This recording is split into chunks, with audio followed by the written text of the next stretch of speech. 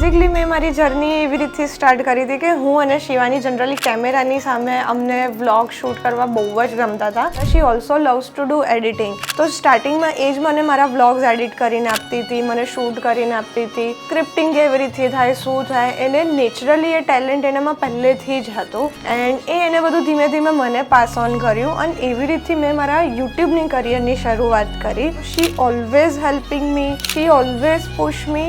એ ટાઈમમાં મને એડિટનો એ બી નહોતો આવડતો ને એ ટાઈમે એ બહુ જ સારું એડિટ કરીને આપતી હતી અને આઈ એમ ઓલ્સો શોક કે એને આટલું સારું એડિટિંગ આવડે છે. બેકગ્રાઉન્ડ એનું ટોટલી નર્સિંગ છે અને એડિટિંગ એન્ડ ઓલ. તો અમને બધાને નવાઈ લાગતી હતી કે લાઈક શિવાનીનું આ હિડન ટેલેન્ટ કેમનું એમ. સ્ટાર્ટિંગમાં અમે બંને જોડે બહુ જ સારું કરી રહ્યા હતા and then she married and shifted to Canada. મારી લાઈફનો ફેઝ આમ હું બહુ જ ડાઉન ફીલ કરતી હતી બિકોઝ ઇફ એ ટાઈમમાં મારું જો કોઈ બેસ્ટ ફ્રેન્ડ હોય તો એ મારી બહેન જ હતી. એના સિવાય હું કોઈની જોડે શેર નથી કરતી, કશું જ નથી કરતી. એ ટાઈમે ફ્રેન્ડશિપ મારી માટે થોડી હાર્ડ હતી કે હું જલ્દી કોઈની જોડે ફ્રેન્ડ્સ નથી બનતી. ને એ ટાઈમે મારી બેસ્ટ ફ્રેન્ડ કહો, મારી બહેન કહો, કંઈ પણ કહો, એ શિવાની જ હતી. એટ ધેટ ટાઈમ હું એની જોડે એટલીસ્ટ મને યાદ છે મેં એની જોડે અઠવાડિયા સુધી વાત નથી કરી. So that was emotional.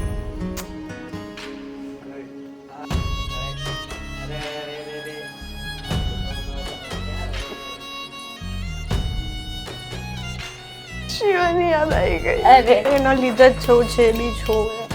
એ ના હોત તો હું અહીંયા બી ના પહોંચત.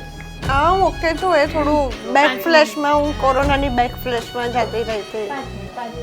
બધા જ ભેગા થયા હતા, ખાલી હું નક્ષત જ નથી યુએસએ. બાકી મારું આખું ફેમિલી ત્યાં ભેગું થયું છે. આજનો દિવસ બી બહુ સ્પેશિયલ છે. બેબી શાવર છે.